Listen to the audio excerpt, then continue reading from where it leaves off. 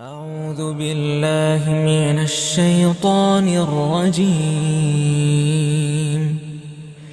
بسم الله الرحمن الرحيم.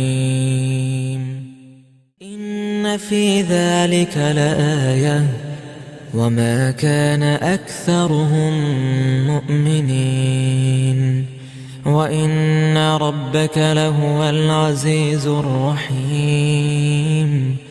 كذبت عاد المرسلين إذ قال لهم أخوهم هود ألا تتقون إني لكم رسول أمين فاتقوا الله وأطيعون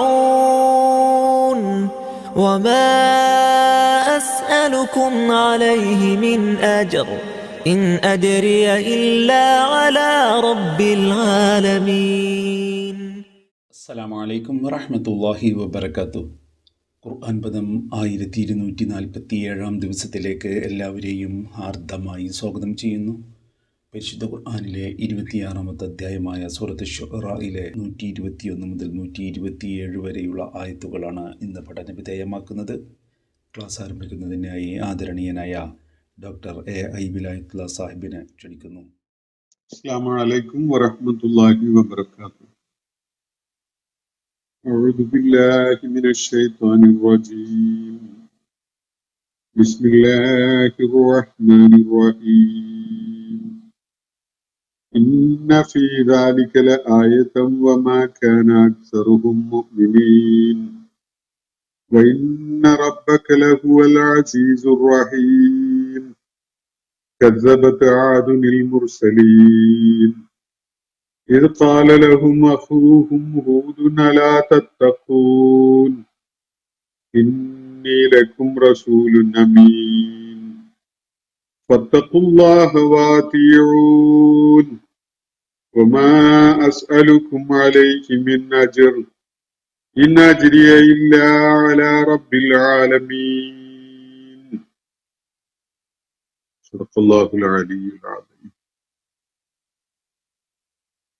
സൂറത്ത് ശുഅറയിലെ 121 മുതൽ 127 വരെയുള്ള ആയത്തുകളാണ് ഞാൻ നിങ്ങളെ കേൾപ്പിച്ചിട്ടുള്ളത്. നൂഹ് അലൈഹിസ്സലാമിന്റെ ദൗത്യ നിർവഹണവുമായി ബന്ധപ്പെട്ടുകൊണ്ടുള്ള കാര്യങ്ങളാണ് ഇതിന്റെ തൊട്ടു മുമ്പുള്ള ആയത്തുകളിൽ നമ്മൾ കാണുകയുണ്ടായത്. നൂഹ് അലൈഹിസ്സലാം വളരെ ബുദ്ധിപൂർവകവും യുക്തിപരവുമായ കാര്യങ്ങൾ മുൻനിർത്തിക്കൊണ്ട് അള്ളാഹുവിന്റെ ഏകത്വത്തെ ബോധ്യപ്പെടുത്തുന്ന വിധത്തിൽ ജനങ്ങളോട് സംവദിച്ച കാര്യവും നാട്ടിലെ പ്രമാണിമാരും സമ്പന്നരും നേതാക്കന്മാരും ഒക്കെയായ ആളുകൾ അദ്ദേഹത്തോട് ശത്രുതയോടുകൂടി പെരുമാറിയ സംഗതിയും നമ്മൾ കാണുകയുണ്ടായി. ദരിദ്രരും ദുർബലരുമായ സമൂഹത്തിലെ അവശരായ ആളുകൾ അദ്ദേഹത്തോടൊപ്പം അദ്ദേഹത്തിന് പിന്തുണ നൽകിക്കൊണ്ട് വന്നു എന്നതാണ്. അവരാണ് അദ്ദേഹത്തെ പിൻപറ്റാൻ ആദ്യമായിട്ട് രംഗത്ത് വന്നത് എന്നതാണ് ഈ പ്രമാണിമാരായ ആളുകൾക്ക് മുഖ്യമായ തടസ്സമായിട്ട് അനുഭവപ്പെടുകയുണ്ടായത്. എന്നാൽ അള്ളാഹുവിൽ വിശ്വാസം അർപ്പിച്ചുകൊണ്ട് തന്നോടൊപ്പം വന്ന് ചേർന്ന ആളുകളെ അവര് ദുർബലരാണ്, അവശരാണ്, പിന്നാക്കം നിൽക്കുന്നവരാണ് എന്നതിന്റെ പേരിൽ താൻ ഒരിക്കലും തന്നെ അവരെ ആട്ടി അകറ്റുകയില്ല, താക്കീത് നൽകുക എന്നത് മാത്രമാണ് താൻ ചുമതലപ്പെടുത്തപ്പെട്ടിരിക്കുന്ന കാര്യം എന്നാണ് നൂഹ് അലൈഹിസ്സലാം വ്യക്തമാക്കിയത്. ആ ഘട്ടത്തില് ഈ മേലാളന്മാരായ ആളുകൾ നൂഹ് അലൈഹിസ്സലാമിനെ താക്കീത് ചെയ്യുകയാണ്.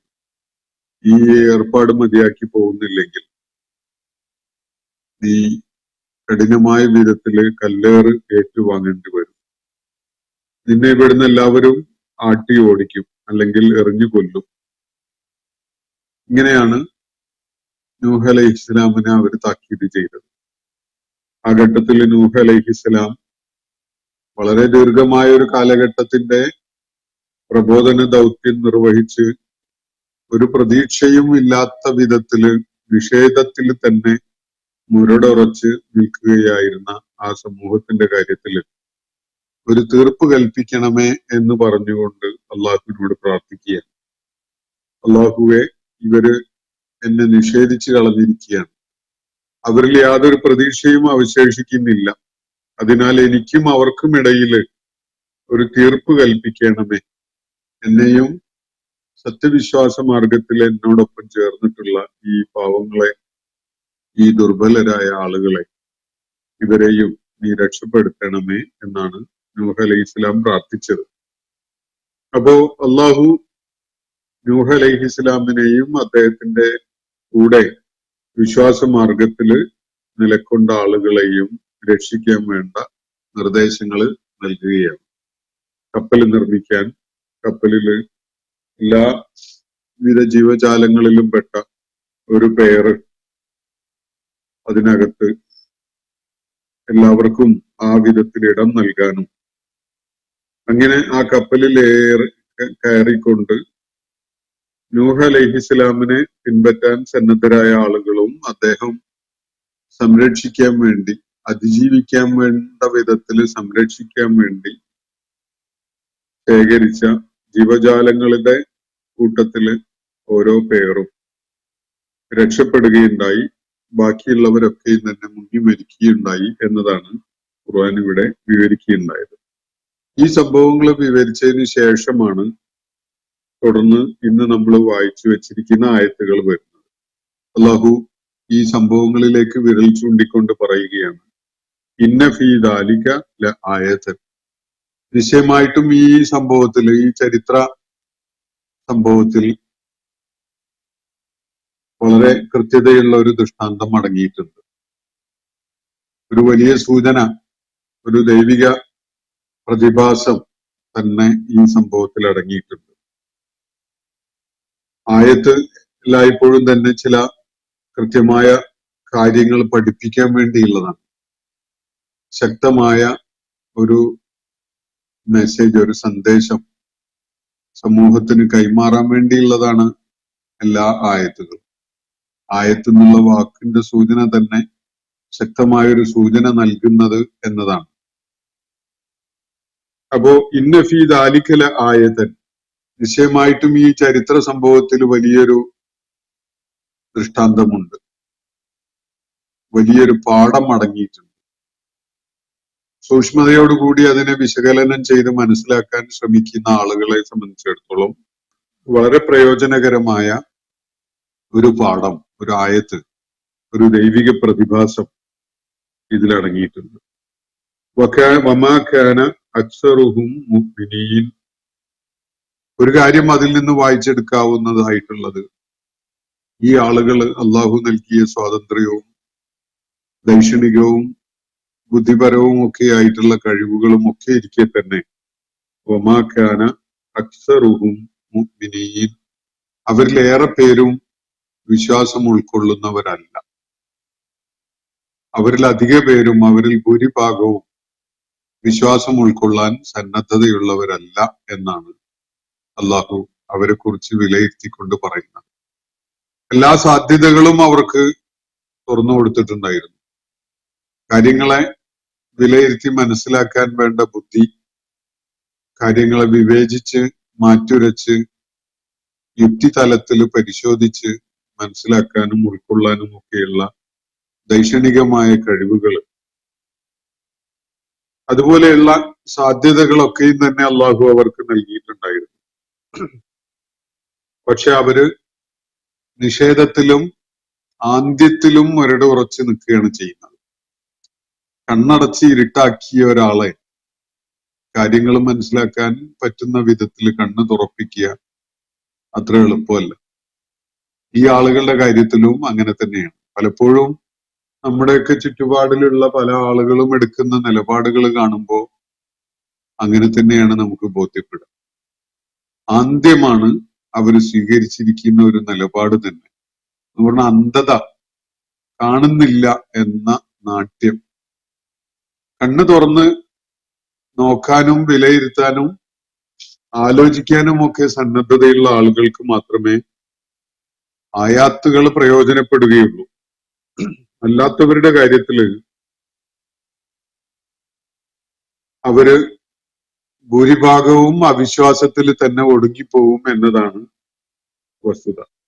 വൈന്ന റബ്ബക ലഹുവൽ അസീസുർ റഹീം.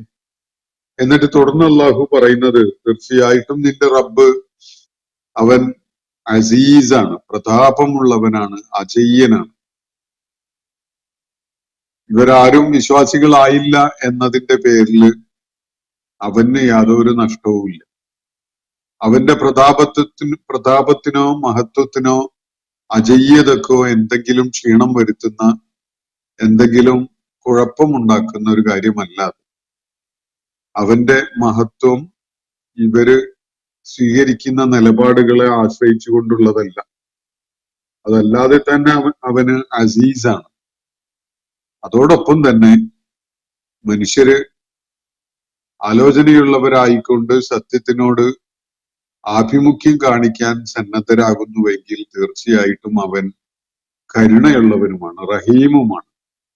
ഈ രണ്ട് വിശേഷണങ്ങളെ മുൻനിർത്തിക്കൊണ്ടാണ് അള്ളാഹു പറയുന്നത്, വൈന്ന റബ്ബക ലഹു അൽ അസീസുർ റഹീം. നിശ്ചയമായിട്ടും നിന്റെ റബ്ബ് അങ്ങേയറ്റത്തെ പ്രതാപം, അതുപോലെ മഹത്വവും അജയ്യതയും ഒക്കെ ഉള്ളവനാണ്. അതോടൊപ്പം തന്നെ അവൻ കരുണയുള്ളവനുമാണ്. ആളുകളെ തെറ്റിതിരുത്തുന്നുവെങ്കിൽ, പശ്ചാത്തപിക്കുന്നുവെങ്കിൽ, സത്യം ഉൾക്കൊള്ളാൻ സന്നദ്ധരാകുന്നുവെങ്കിൽ തീർച്ചയായിട്ടും അള്ളാഹു അവരോട് കരുണ കാണിക്കും എന്നതാണ് ഇവിടെ സൂചിപ്പിക്കപ്പെടുന്നത്. അവരുടെ ധാർഷ്ട്യത്തിൽ തന്നെയാണ് ആളുകൾ കഴിയാൻ തീരുമാനിക്കുന്നതെങ്കിൽ അത് അള്ളാഹുവിനെ സംബന്ധിച്ചിടത്തോളം യാതൊരു ഛേദവും വരുത്തുന്ന കാര്യമല്ല. അള്ളാഹു അജയ്യനാണ്, മഹത്വമുടയവനാണ്. അവന്റെ പ്രതാപത്തിന് ഒരു നിലക്കും മങ്ങലേൽക്കാൻ ഇവരുടെ നിലപാട് കാരണമാവുന്നില്ല. ഇത് അവരുടെ ആവശ്യത്തിനു വേണ്ടിയുള്ളതാണ്. തിരിച്ചറിവ് കാണിക്കാൻ സന്നദ്ധരായ ആളുകൾക്ക് അതിന്റെ പ്രയോജനം ഉണ്ടാകുന്നു, അല്ലാത്തവര് നഷ്ടകാരികളായി മാറുന്നു എന്നത് മാത്രമാണ് ഇതിന്റെ ഫലം. തുടർന്ന് മറ്റൊരു സമൂഹത്തിന്റെ അനുഭവങ്ങളിലേക്ക് നമ്മുടെ ശ്രദ്ധയെ കൊണ്ടുപോവുകയാണ് അള്ളാഹു. കസ്സബത്ത് ആദുനിൽ മുർസലീൻ. മറ്റൊരു സമൂഹം, ആദ് വർഗം അല്ലെങ്കിൽ ആദ് സമുദായം, അവര് കസ്സബത്ത് ആദുൻ അൽ മുർസലീൻ, ആദ് സമുദായവും ദൂതന്മാരെ കളവാക്കുകയുണ്ടായി. ആരാണ് ആദ് സമൂഹം? വിശുദ്ധ ഖുർആൻ പലയിടങ്ങളിലായിട്ട് പരാമർശിച്ചിട്ടുണ്ട് ആദ് സമൂഹത്തെ. ധാരാളം സൂറത്തുകളിൽ, സൂറത്തുൽ അറാഫിലും സൂറത്തു സജദയിലും അഹ്ഖാഫിലും ദാരിയാത്തിലും ഖമറിലും ഹാഖയിലും ഫജ്റിലും തുടങ്ങി ധാരാളം സൂറത്തുകളിൽ പരാമർശമുള്ള ഒരു സമൂഹമാണ് ആദ്. അറേബ്യയിലെ ഏറ്റവും പൗരാണികരായ ഒരു സമൂഹം, നശിപ്പിക്കപ്പെട്ട ഒരു സമൂഹമാണ്. ആദും സമൂദും ഒക്കെ തന്നെ അള്ളാഹു നശിപ്പിച്ച് ഭൂമുഖത്ത് നിന്ന് തുടച്ചു നീക്കിയ സമൂഹങ്ങളുടെ പേരുകളാണ്. ഇവിടെ ഒരു സൂറത്തിൽ അള്ളാഹു പ്രത്യേകം സൂചിപ്പിക്കുന്ന ഒരു കാര്യം, നൂഹ് അലൈഹിസ്സലാമിന്റെ കാലശേഷം അള്ളാഹു ഭൂമുഖത്ത് അവസരം നൽകിയ ഒരു കൂട്ടരാണ് ആദ് സമൂഹം എന്ന് പറയുന്നുണ്ട്. വദ്കുറു ഇത് ജഅലകും ഖുലഫാഅ മിൻ ബഅദി ഖൗമി നൂഹിൻ എന്ന് സൂറത്തുൽ അറാഫിൽ ആദ് സമൂഹത്തെ അഭിസംബോധന ചെയ്തുകൊണ്ടാണ് അള്ളാഹു പറയുന്നത്. നിങ്ങൾ ഓർക്കണം, നൂഹിന്റെ ജനതയുടെ കാലശേഷം നാം നിങ്ങളെ അള്ളാഹുവിന്റെ പ്രതിനിധികളായിക്കൊണ്ട് ഭൂമിയിൽ വാഴാൻ അവസരം നൽകി നിങ്ങളെ കൊണ്ടുവന്നു.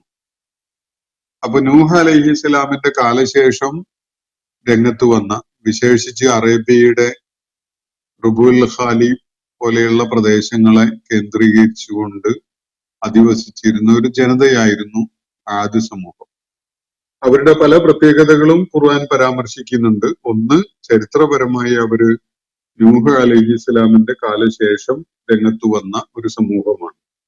എന്ന് പറഞ്ഞാൽ നൂഹിന്റെ പിന്മുറക്കാരായിട്ട് വരുന്ന ആളുകളുടെ കൂട്ടത്തിൽ ഒരു വിഭാഗം. ഇവര് ശാരീരികമായി വലിയ കരുത്തും അതുപോലെ തന്നെ എടുപ്പും ഒക്കെ ഉണ്ടായിരുന്ന, കാഴ്ചയിൽ തന്നെ വലിയ മതിപ്പ് തോന്നുന്ന വലിയ ആളുകളായിരുന്നു. നല്ല പൊക്കവും തടിയൊക്കെ ഉണ്ടായിരുന്ന ഭീമാകാരന്മാരായ മനുഷ്യരായിരുന്നു. ഖുർആനെ സൂചിപ്പിക്കുന്നുണ്ട് സൂറത്തുൽ അഅറാഫിൽ തന്നെ, സാദക്കും ഫിൽ ഖൽഖി ബസ്ത,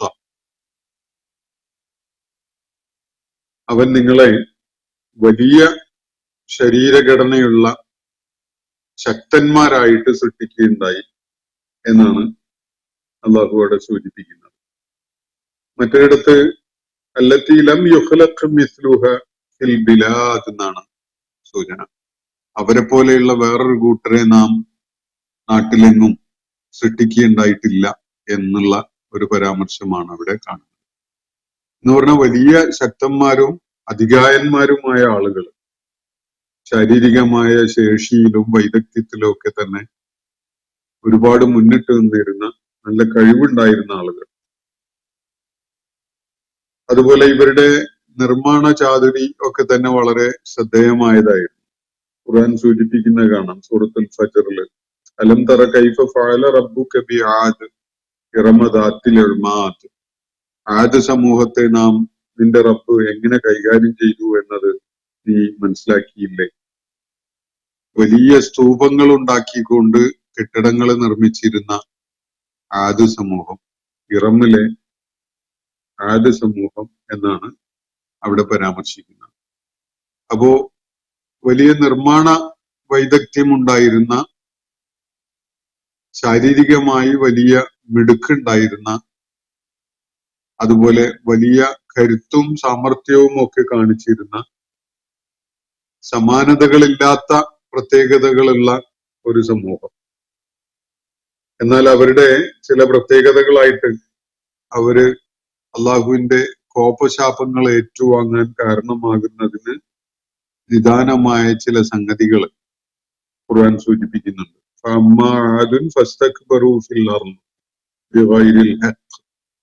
ആദ് യാതൊരു ന്യായവുമില്ലാതെ ഭൂമിയിൽ അഹങ്കാരികളായിട്ട് വാഴുകയുണ്ടായി.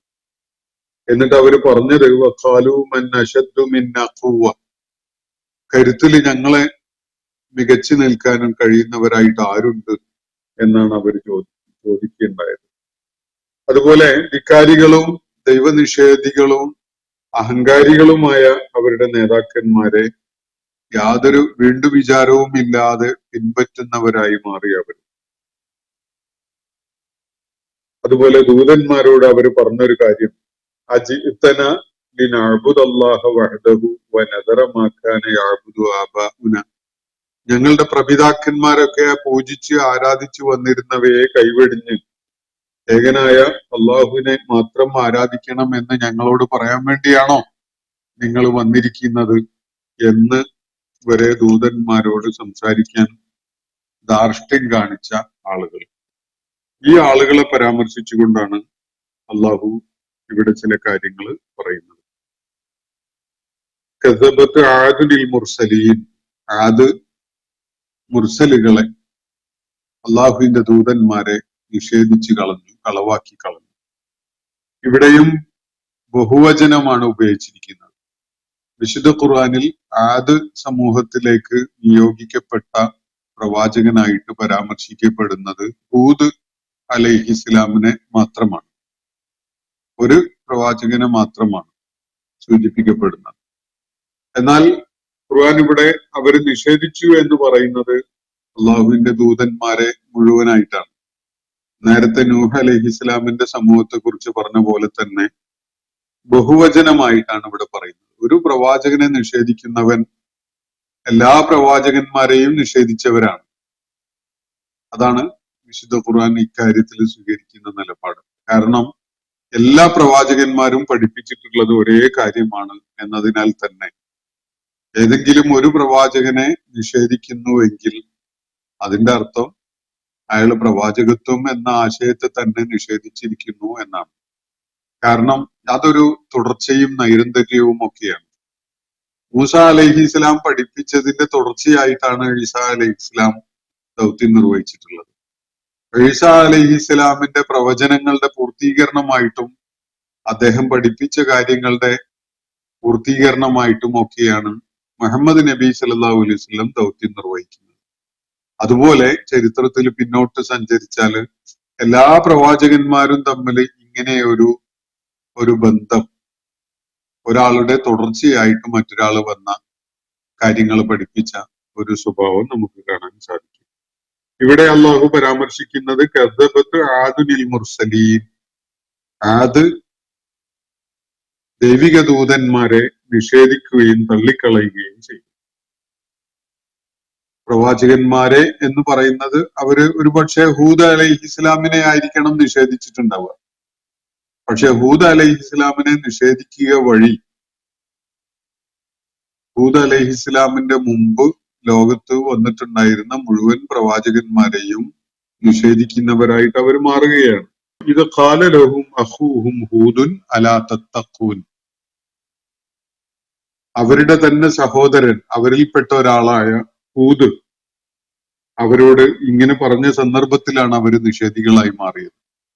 എന്താണ് ഹൂദ് അവരോട് പറഞ്ഞത്? അലാ തത്തഖൂൻ, കൂട്ടരെ നിങ്ങള് പടച്ചു തമ്പുരാനോട് കൂറും വിധേയത്വവും ഭക്തിയും ആദരവും ഉള്ളവരായി മാറുന്നില്ലേ, അള്ളാഹുവിനെ ഗൗനിക്കുന്നവരാവുന്നില്ലേ എന്നതായിരുന്നു ഹൂദ് അലൈഹിസ്സലാം അവരോട് ചോദിച്ചത്.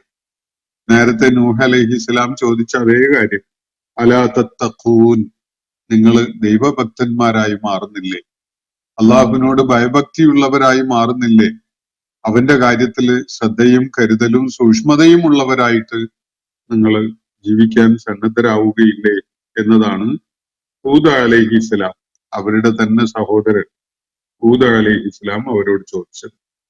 ആ ഘട്ടത്തിലാണ് സകല പ്രവാചകന്മാരെയും നിഷേധിക്കുന്നവരായിട്ട് ആദ് സമൂഹം മാറുന്നത്.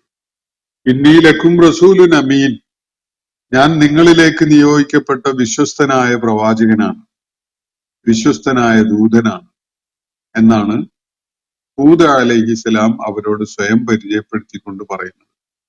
പ്രവാചകത്വവും പ്രവാചകന്മാര് പഠിപ്പിക്കുന്ന മുഴുവൻ കാര്യങ്ങളും അടിസ്ഥാനപ്പെടുത്തിയിട്ടുള്ളത് അവരുടെ സത്യസന്ധതയിലാണ്. സത്യസന്ധതയോടുകൂടി ജനങ്ങളോട് കാര്യങ്ങൾ പറയുന്ന ആള് എന്ന നിലക്ക് അംഗീകരിക്കപ്പെടുമ്പോ മാത്രമാണ് പ്രവാചകന്മാരുടെ ദൗത്യ നിർവഹണം ഫലപ്രദമാവുക.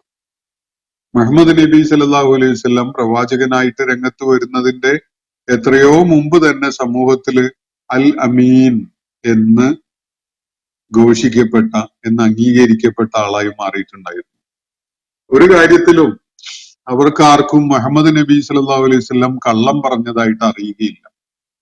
അദ്ദേഹം അവരോട് സംസാരിച്ച കാര്യങ്ങളൊക്കെ തന്നെയും 100% സത്യസന്ധമായിട്ടാണ് പറഞ്ഞിട്ടുണ്ടായിരുന്നത്.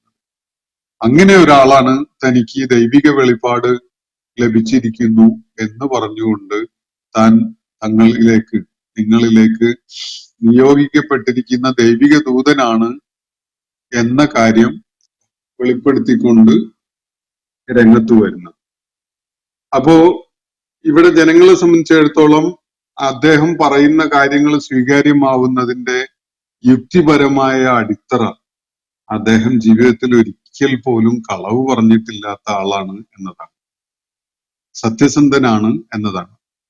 പ്രവാചകന്മാര് എല്ലായ്പ്പോഴും ഈ ഒരു അടിത്തറയിൽ നിന്നുകൊണ്ടാണ് ജനങ്ങളെ അഭിസംബോധന ചെയ്യുന്നത്. ജീവിതത്തില് കൺമുന്നിൽ അവരുടെയൊക്കെ ഇടയിലായിട്ട് 10-40 കൊല്ലം ജീവിച്ചിട്ടുണ്ടാവും. അങ്ങനെയുള്ള ആളുകളാണ് പ്രവാചകന്മാരായിട്ട് നിയോഗിക്കപ്പെടുന്നത്. പിന്നിട്ട കാലത്ത് ഒരിക്കലും തന്നെ ഒരു വിഷയത്തിലും ഒരാളോടും കള്ളം പറഞ്ഞിട്ടില്ലാത്ത ഒരാള് എന്ന വിധത്തിൽ അംഗീകാരം ലഭിച്ച ആളുകളെയാണ് അള്ളാഹു പ്രവാചകന്മാരായിട്ട് തെരഞ്ഞെടുത്ത് ദൗത്യ നിർവഹണത്തിനായിട്ട് നിയോഗിച്ചയക്കുന്നത്.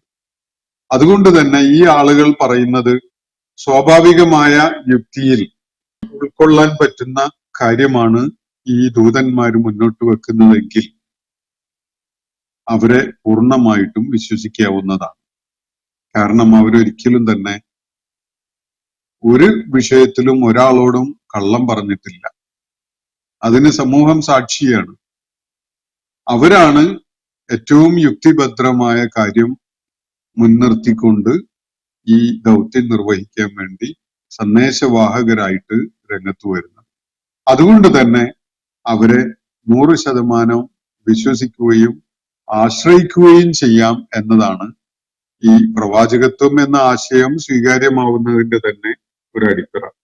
ഇന്നി ലക്കും റസൂലുൻ അമീൻ, ഇത് പറഞ്ഞുകൊണ്ടാണ് പ്രവാചകൻ വരുന്നത്. ആദ് സമൂഹത്തിലേക്ക് ഹൂദ് അലൈഹിസ്സലാം വരുന്നത് ഇങ്ങനെയാണ്: ഞാൻ നിങ്ങളിലേക്ക് നിയോഗിക്കപ്പെട്ടിരിക്കുന്ന ദൈവിക ദൂതനാണ്. ഞാൻ നിങ്ങളെ സംബന്ധിച്ചിടത്തോളം 100% സത്യസന്ധനാണ്. എന്നെ നിങ്ങൾക്ക് 100% ട്രസ്റ്റ് ചെയ്യാം. ഞാൻ ആ വിധത്തിൽ ട്രസ്റ്റ് ചെയ്യപ്പെടാവുന്ന ദൈവിക ദൂതനാണ് എന്ന് പറഞ്ഞുകൊണ്ടാണ് വരുന്നത്.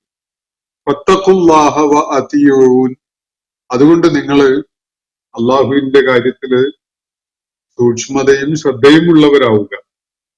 ഫത്തഖുല്ലാഹ, അള്ളാഹുവിനോട് ഭയഭക്തിയും ജാഗ്രതയും ശ്രദ്ധയും കരുതലും ഉള്ളവരാവുക.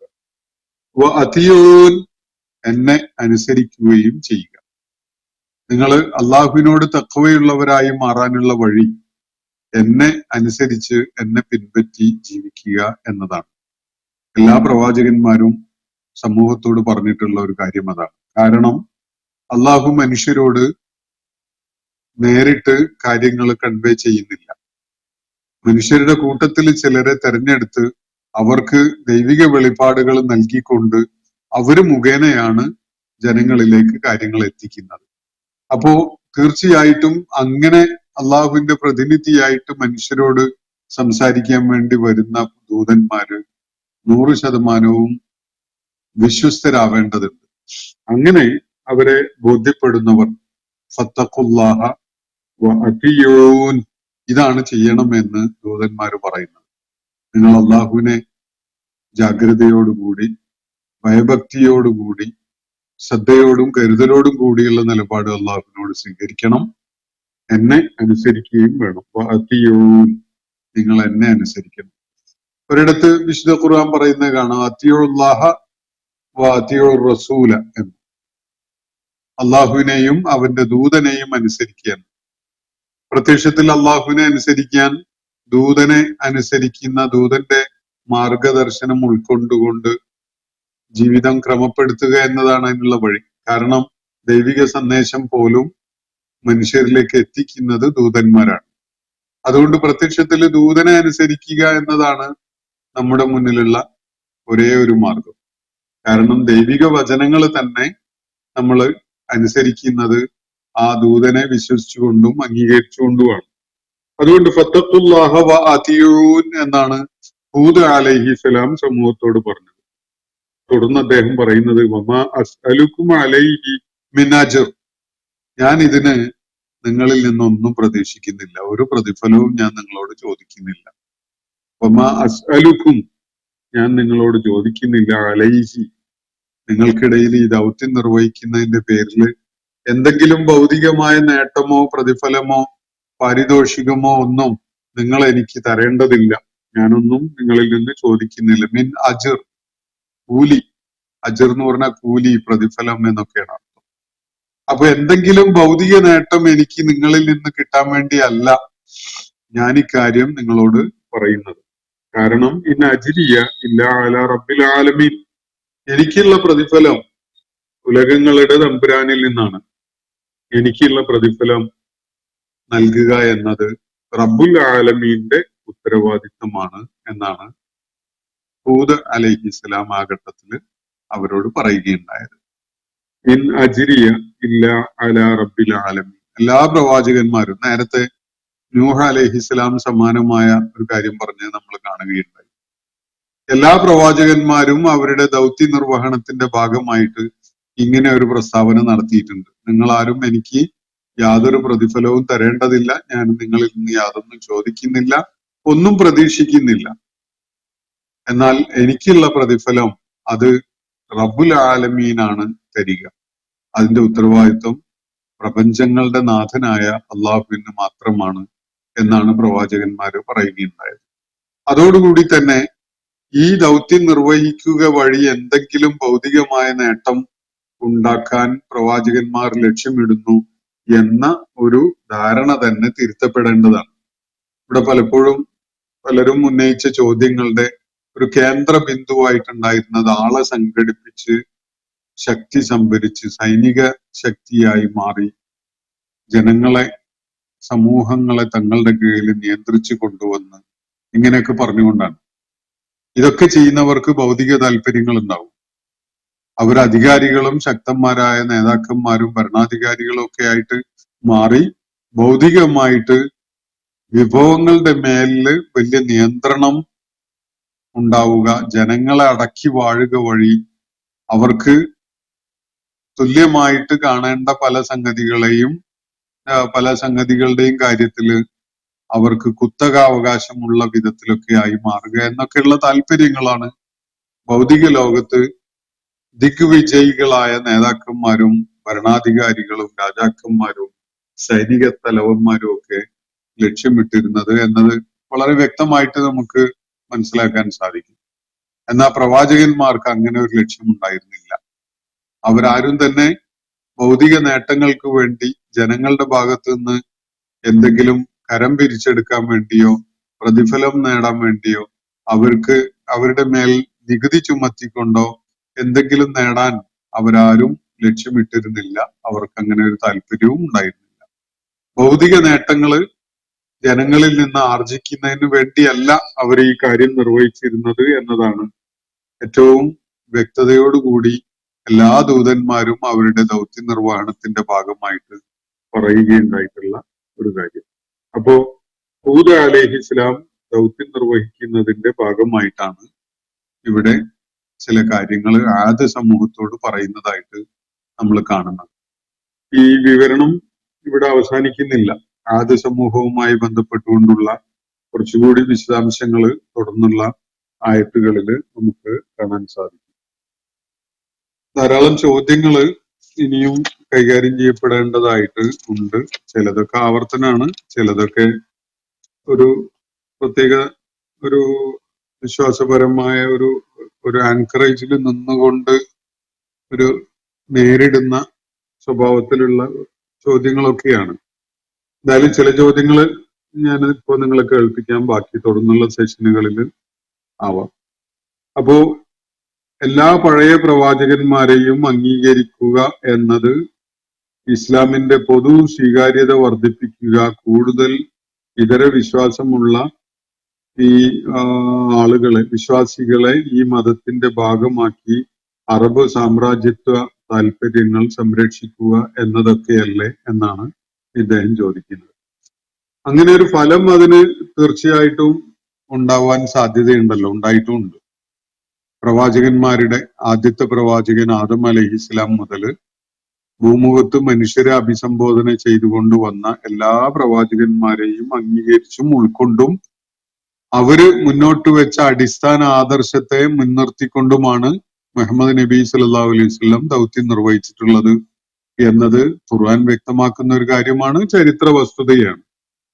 അതിന് ഒരു ഫലം സ്വാഭാവികമായിട്ടും ഉണ്ട്. കാരണം അള്ളാഹുവിന്റെ പ്രവാചകനെ തിരിച്ചറിയുന്നതോടുകൂടി പൂർവിക പ്രവാചകന്മാരുടെ അനുയായികൾ സ്വാഭാവികമായിട്ടും മുഹമ്മദ് നബി സല്ലല്ലാഹു അലൈഹി വസല്ലമയുടെ അനുയായികളായിട്ട് മാറും. ഈസ അലൈഹി സ്വലാമിന്റെ അനുയായികൾ മുഹമ്മദ് നബിയെ തിരിച്ചറിയുന്നതോടുകൂടി മുഹമ്മദ് നബിയുടെ പിൻഗാമികളായിട്ട് അനുയായികളായിട്ട് മാറും. അതുപോലെ തന്നെ എല്ലാ പൂർവിക പ്രവാചകന്മാരുടെ അനുയായികളും അങ്ങനെ മാറും. അങ്ങനെ മാറണം എന്നതാണ് അവരുടെ തന്നെ വിശ്വാസ സംഹിതകളിൽ അവർക്ക് കാണാൻ സാധിക്കുക. ഇത് ഉദ്ദേശപൂർവം ഭൗതിക നേട്ടങ്ങൾ ലക്ഷ്യമിട്ടുകൊണ്ട് ഒരാള് ചെയ്തതാണ് എന്നതാണ് നിങ്ങളുടെ പ്രശ്നമെങ്കിൽ ആ കാര്യം നിങ്ങൾ ആ വ്യക്തിയുടെ ജീവിതത്തെയും സന്ദേശത്തെയും ദൗത്യത്തെയും ഒക്കെ പരിശോധിച്ചിട്ട് നിങ്ങൾ സ്വയം ഒരു തീരുമാനത്തിലേക്ക് എത്തിക്കോളും. മുഹമ്മദ് നബി സല്ലല്ലാഹു അലൈഹി വസല്ലം ഒരു കപടനായിരുന്നു, അല്ലെങ്കിൽ ലക്ഷ്യമിട്ടുകൊണ്ട് രംഗത്ത് വന്ന, ജനങ്ങളെ സംഘടിപ്പിച്ച് ജനങ്ങളെ ചൂഷണം ചെയ്യാൻ ഉദ്ദേശിച്ചിരുന്ന ഒരു വ്യാജനായിരുന്നു എന്നതാണ് നിങ്ങളുടെ കണ്ടെത്തലെങ്കിൽ നിങ്ങൾക്ക് ആ മാർഗം പിന്തുടർന്നുകൊണ്ട് പോകാം. ആ ഒരു ജീവിത വീക്ഷണം വെച്ച് പുലർത്തിക്കൊണ്ട് നിങ്ങൾക്ക് മുന്നോട്ട് പോകാം. നിങ്ങളുടെ മുന്നിൽ അദ്ദേഹത്തിന്റെ ജീവിതം ഒരു തുറന്ന പുസ്തകമായിട്ട് നിലകൊള്ളുന്നുണ്ട്. പക്ഷെ അള്ളാഹു ഇവിടെ വിശുദ്ധ ഖുർആനിലൂടെ വ്യക്തമാക്കുന്നത് ഒന്നാമത്തെ പ്രവാചകൻ മുതൽ അവസാനത്തെ പ്രവാചകൻ വരെയുള്ള എല്ലാ പ്രവാചകന്മാരും ഒരേ ദൗത്യത്തിന്റെ നിർവഹണമാണ് ചെയ്തിട്ടുള്ളത് എന്നതാണ്. അതുകൊണ്ട് തന്നെ ഒന്നിന്റെ തുടർച്ചയായിട്ടേ മറ്റൊന്ന് വരുള്ളൂ, ഒന്നുമായി ബന്ധമുള്ള വിധത്തിലേ മറ്റൊന്നുണ്ടാവുകയുള്ളൂ. അതിന് ഒരു ഒരു ഒരു ക്രമം ഉണ്ടാകും. ആ ക്രമം അനുസരിച്ച് അതില് അവരെല്ലാവരും കണ്ടുചേരുകയും ചെയ്യും എന്നതാണ് വസ്തുത. സാമ്രാജ്യത്വ താല്പര്യങ്ങള്, അറബ് സാമ്രാജ്യത്വ താല്പര്യം, ഇതൊക്കെ അതിന്റെ മുമ്പ് ഉണ്ടായോ അതിന് ശേഷം എന്തൊക്കെയായിരുന്നു ഉണ്ടായിരുന്നത് എന്നൊക്കെ നിങ്ങൾ പരിശോധിച്ച് നോക്കൂ. എന്നിട്ട് മുഹമ്മദ് നബി സല്ലല്ലാഹു അലൈഹി വസല്ലം അലക്സാണ്ടറെ പോലെയോ അല്ലെങ്കിൽ ബ്രിട്ടീഷ് സാമ്രാജ്യത്വ ശക്തികളെ പോലെയോ ഒക്കെ സാമ്രാജ്യത്വ താല്പര്യത്തോടു കൂടിയാണ് രംഗത്ത് വന്നിരുന്നത് അല്ലേ എന്നത് കണ്ണു തുറന്ന് ചരിത്രം പരിശോധിച്ച് നിങ്ങൾ മനസ്സിലാക്കാൻ വേണ്ടി ശ്രമിക്കാം. അക്കാര്യത്തില് എന്നെ സംബന്ധിച്ചിടത്തോളം യാതൊരു സന്ദേഹവും സംശയവും ഒന്നും ഇല്ല. മുഹമ്മദ് നബി സല്ലല്ലാഹു അലൈഹി വസല്ലമക്ക് അങ്ങനെ ഒരു താല്പര്യം ഉണ്ടായിരുന്നേ ഇല്ല. അതവിടെ ഇരിക്കട്ടെ. ഇനി പഴയ പ്രവാചകന്മാർക്കൊന്നും അള്ളാഹു എന്ന ദൈവത്തിന്റെ യഥാർത്ഥ നാമം പോലും അറിയാമായിരുന്നില്ല എന്നാണ് അദ്ദേഹം പറയുന്ന മറ്റൊരു കാര്യം. അതും അതിലൊരു വസ്തുത അടങ്ങിയിട്ടുണ്ട്. അറബി ഭാഷയില് പ്രബോധന ദൗത്യം നിർവഹിക്കപ്പെടുന്ന ആദ്യത്തെ ഘട്ടം മുഹമ്മദ് നബി സല്ലല്ലാഹു അലൈഹി വസല്ലമയുടെ ദൗത്യ നിർവഹണത്തിന്റെ ഘട്ടത്തിലാണ്. അതാണ് ആദ്യത്തെ ഘട്ടം. അതിനു മുമ്പ് ഒരു പ്രവാചകനും അറബി ഭാഷയിൽ ദൗത്യം നിർവഹിച്ചതായിട്ട് നമുക്ക് കാണാൻ സാധിക്കുന്നില്ല. അതുകൊണ്ട് തന്നെ അള്ളാഹു എന്നൊരു വാക്ക് പൂർവിക പ്രവാചകന്മാരാരും തന്നെ ഉപയോഗിച്ചിട്ടുണ്ടാവാൻ സാധ്യതയില്ല. എന്നാൽ സമാനമായ അർത്ഥസൂചനയുള്ള പദങ്ങള് ഇപ്പൊ യഹോവ എന്നതോ ഏലി എന്നതോ ഇലാഹി എന്നതോ ഒക്കെയായ പദങ്ങള് അറബ് പ്രോട്ടോ അറബിക്ക് നിന്ന് നിഷ്പന്നമായ ഭാഷകളുണ്ടല്ലോ. സിറിയക്ക് ഭാഷ, അതുപോലെ അരമായിക്ക് ഭാഷ, അതുപോലെ എന്താണ് ഹീബ്രു ഭാഷ, ഇങ്ങനെയുള്ള ഭാഷകളിലൊക്കെ തന്നെ അള്ളാഹു എന്ന ആശയം സൂചിപ്പിക്കാൻ സമാനതയുള്ള പദങ്ങൾ ഉപയോഗിച്ചിട്ടുണ്ട്. ചില പദങ്ങൾക്കൊക്കെ അള്ളാഹു എന്ന ആ വാക്കിനോട് വലിയ സാമ്യതയും കാണാൻ കഴിയും. അപ്പോ അള്ളാഹു എന്ന വാക്ക് എന്ന പേര് അറിയില്ല എന്നതാണ് പ്രശ്നമായിട്ട് നിങ്ങൾ പറയുന്നതെങ്കിൽ അങ്ങനെ അള്ളാഹു എന്ന പേര് പറയണം എന്നത് ആരും നിങ്ങളെ നിർബന്ധിച്ചിട്ടില്ല. ഓരോ ഭാഷയിലും ഓരോ പദമാണ് അതിനുണ്ടാവുക. മലയാളത്തില് പരമേശ്വരനോ ഈശ്വരനോ അല്ലെ പരബ്രഹ്മം എന്നൊക്കെയുള്ള പ്രയോഗങ്ങൾ നമ്മൾക്ക് കാണാൻ കഴിയും. ഇംഗ്ലീഷിൽ ഗോഡ് എന്ന് കാണാൻ കഴിയും. അതുപോലെ ഹീബ്രു ഭാഷയിലും മറ്റു ഭാഷകളിലും ഒക്കെ അങ്ങനെ ഉണ്ടാവും. ആ പ്രാദേശികമായ ഭാഷകളിലാണ് പ്രവാചകന്മാര് ആളുകളോട് സംസാരിച്ചിട്ടുള്ളതും അവർക്ക് ദൈവിക സന്ദേശം എത്തിച്ചു കൊടുത്തിട്ടുള്ളതും ഒക്കെ തന്നെ. ആ ഭാഷയിൽ പ്രപഞ്ചങ്ങളുടെ സ്രഷ്ടാവായ റബ്ബിന് ഉപയോഗിക്കുന്ന വാക്ക് എന്താണോ അതാണ് ദൈവത്തിന്റെ പേര്. അതൊക്കെ നല്ല പേരുകളാണ്. എല്ലാ നല്ല പേരുകളും ദൈവത്തിൻ്റെതാണ് എന്ന് ഖുർആൻ പറയുന്നുണ്ട്. ലില്ലാഹിൽ അസ്മാഉൽ ഹുസ്ന, എല്ലാ നല്ല പേരുകളും അള്ളാഹുവിൻ്റെതാണ് എന്ന്. അറബി ഭാഷയിലുള്ള ദ ഗോഡ് എന്ന ആശയം തരുന്ന പദമാണ്, പ്രയോഗമാണ് അള്ളാഹു എന്നത്. അതുകൊണ്ട് തന്നെ പൂർവിക പ്രവാചകന്മാര് അതേ വാക്ക് തന്നെ പറയേണ്ട കാര്യമില്ല എന്നതാണ് മനസ്സിലാക്കേണ്ട കാര്യം. ആകെ സംഭവിച്ചത് മുഹമ്മദ് നബി പ്രവാചകന്മാരിൽ ചുരുക്കം ചിലരുടെ പറഞ്ഞു കേട്ട കഥകൾ ആവർത്തിച്ചു എന്ന് മാത്രമാണ്. മുഹമ്മദ് നബി സല്ലല്ലാഹു അലൈഹി വസല്ലം പ്രവാചകന്മാരുടെ കൂട്ടത്തില് ചിലരുടെ പേരുകള് പ്രയോജനപ്പെടുത്തിക്കൊണ്ട് കഥകൾ പറയുകയായിരുന്നു. ഭാരതത്തിലെ വിപുലമായ തത്വചിന്തകളെ കുറിച്ചോ ദൈവിക ഇടപെടലുകളെ കുറിച്ചോ അദ്ദേഹം എങ്ങും പരാമർശിച്ചിട്ട് പോലുമില്ല എന്നാണ് അദ്ദേഹം പറയുന്നത്. ഭാരതത്തിലെ വിപുലമായ തത്വചിന്തകളെ കുറിച്ചൊന്നും മുഹമ്മദ് നബി സല്ലല്ലാഹു അലൈഹി വസല്ലം പരാമർശിച്ചിട്ടില്ല എന്നാണ്. ഈ ഭാരതത്തിലെ വിപുലമായ തത്വചിന്ത എന്ന് പറയുന്ന പല സംഗതികളും അതിന്റെ കാലഗണന വെച്ച് നോക്കുമ്പോ പൗരാണിക കാലത്ത് മധ്യ പൗരസ്ത്യ ഭൂപ്രദേശത്ത് നിന്ന് ഇങ്ങോട്ട് ഇന്ത്യയിലേക്ക് വന്ന ആര്യന്മാര് കൊണ്ടുവന്നതാണ് ഈ ആശയങ്ങളും ഈ വിപുലമായ തത്വചിന്തയും എന്നതൊക്കെ നമുക്ക് കാണാൻ കഴിയും. അതിന്റെ കാലഗണന വെച്ച് നോക്കുമ്പോൾ ഒരിക്കലും തന്നെ അത് നമ്മുടെ മണ്ണില് മുളച്ചുണ്ടായതല്ല എന്നത് വ്യക്തമാകും. അവയിൽ പലതും ഈ നമ്മുടെ നാട്ടില് പല വേദങ്ങളും ഐതിഹ്യങ്ങളും ഒക്കെ ആയി മാറുന്നത് ഇങ്ങോട്ട് കടന്നു വന്ന ആളുകൾ മുഖേന അതിവിടെ എത്തിയത് കൊണ്ടാണ് എന്നത് കാണാൻ കഴിയും. അതുകൊണ്ട് തന്നെ ഈ നേരത്തെ നിങ്ങൾ തന്നെ സൂചിപ്പിച്ചിട്ടുള്ള മൂസ അലൈഹി ഇസ്ലാമിനെയും ഫിറോവിനെയും ആയിട്ട് ബന്ധപ്പെട്ടുകൊണ്ട് ഉള്ള അതിനോട് സമാനതയുള്ള ഭാരതീയ മഹാഭാരതത്തിലെ പരാമർശങ്ങള് സൂചിപ്പിച്ചുവല്ലോ. അതിനൊക്കെ തന്നെ ഈ മധ്യ പൗരസ്ത്യ ഭൂപ്രദേശവുമായിട്ട് ചരിത്രപരമായിട്ട് ബന്ധമുള്ളതായിട്ട് കാണാൻ സാധിക്കും. അത് വിശുദ്ധ ഖുർആനിൽ അതേ പേരുകളിൽ ഇന്ത്യയിൽ പ്രചാരത്തിലുള്ള പേരുകളിൽ പരാമർശിച്ചിട്ടില്ല എന്നത് പരാമർശിക്കേണ്ട ആവശ്യമുണ്ടായിരുന്നില്ല എന്നതുകൊണ്ടാണ് എന്നും കാണാൻ കഴിയും. കാരണം വിശുദ്ധ ഖുർആനിന് ഇമ്മീഡിയറ്റ് ആയിട്ട് അഭിസംബോധന ചെയ്യപ്പെടുന്ന ഒരു സമൂഹമുണ്ട്. ആ സമൂഹത്തിന് അത് ഭാഗികമായിട്ടെങ്കിലും ഉൾക്കൊള്ളാൻ പറ്റുന്ന കാര്യങ്ങളെ പറയാൻ പാടുള്ളൂല്ലോ. അല്ലാതെ അവർക്ക് 100% അപരിചിതമായ പ്രയോഗങ്ങളും അതുപോലെ ചരിത്ര സംഭവങ്ങളും പറഞ്ഞുകൊണ്ട് അവരോട് അഭിസംബോധന ചെയ്യുക എന്നതിൽ ഒരു അസാംഗത്യമുണ്ട് എന്നത് കാണാൻ സാധിക്കും. മാത്രവുമല്ല, ഇന്ത്യയിൽ രൂപപ്പെട്ടു വന്ന തത്വചിന്ത എന്ന് പറയുന്നത് ദൈവിക അധ്യാപനങ്ങളുടെ തനത് രൂപമല്ല. അതില് പലപ്പോഴും പല ദാർശനിക പ്രതിഭകളും കാണിച്ച ആളുകള് ഉണ്ടാക്കിയ പല മാറ്റങ്ങളും ഉള്ള വിധത്തില്, ഇപ്പൊ ഉദാഹരണത്തിന് അദ്വൈതം പോലെയുള്ള തത്വചിന്ത അല്ലെങ്കിൽ ആശയങ്ങള് പിന്നീട് രൂപപ്പെട്ടു വന്നതാണ്. അത് ദൈവിക സന്ദേശങ്ങളിൽ നിന്നുള്ള ഒരു വേർപെടൽ കൂടിയാണ് എന്നതാണ് വസ്തുത. അതൊന്നും ഖുർആൻ ഉദ്ഘോഷിക്കുകയല്ല വേണ്ടത്. അതൊക്കെ വ്യതിചലനങ്ങളാണ് എന്നത് മനുഷ്യ സമൂഹത്തെ ബോധ്യപ്പെടുത്തിക്കൊണ്ട് സത്യമാർഗത്തിലേക്ക് ജനങ്ങളെ തിരികെ കൊണ്ടുപോകാൻ വേണ്ടിയാണ് ഖുർആൻ ആശയ സംവാദം നടത്തേണ്ടതുള്ളത്. അതുകൊണ്ട് ആ കാര്യങ്ങള് പ്രൊമോട്ട് ചെയ്യുന്ന വിധത്തില് അവയെ ഉയർത്തി ഉദ്ഘോഷിച്ച് കാണിക്കുക എന്നതല്ല വിശുദ്ധ ഖുർആൻ ചെയ്യേണ്ടത് എന്നതാണ് വസ്തുത. അതുകൊണ്ട് ഇങ്ങനെ ഒരു കാര്യം വിശുദ്ധ ഖുർആൻ ചെയ്തിട്ടില്ല, പരാമർശിച്ചിട്ടില്ല എന്നത് ഒരു എന്തെങ്കിലും ഒരു കുറവാണ്, ന്യൂനതയാണ് എന്ന് കാണുന്നതിന് അർത്ഥമില്ല. അപ്പൊ അത് സൂചിപ്പിക്കുന്നത് അള്ളാഹുവിന്റെ അറിവ് പോലും പരിമിതമായ ഒരു ഭൂവിഭാഗത്തെ സംബന്ധിച്ച് മാത്രമായിരുന്നു എന്നല്ലേ എന്നതാണ് ആ ചോദ്യത്തിന്റെ തുടർ ചോദ്യം. അള്ളാഹുവിന് ഇന്ത്യയിൽ നടക്കുന്ന കാര്യങ്ങളൊന്നും അറിയുമായിരുന്നില്ല, അതുകൊണ്ടാണ് അതൊന്നും പറയാതിരുന്നത് എന്നാണ് അദ്ദേഹം ഇവിടെ സൂചിപ്പിക്കുന്നത്. അപ്പോ ഇന്ത്യയിൽ നടക്കുന്ന ഇന്ത്യയിലെ ഐതിഹ്യങ്ങളുടെയും അതുപോലെ ഇതിഹാസങ്ങളുടെയും ഒക്കെ ഭാഗമായിട്ട് ഉള്ള കഥകള് അത് എത്രത്തോളം വസ്തുതാപരമാണ് എന്നത് വായിച്ചു നോക്കിയാൽ നിങ്ങൾക്ക് മനസ്സിലാവും.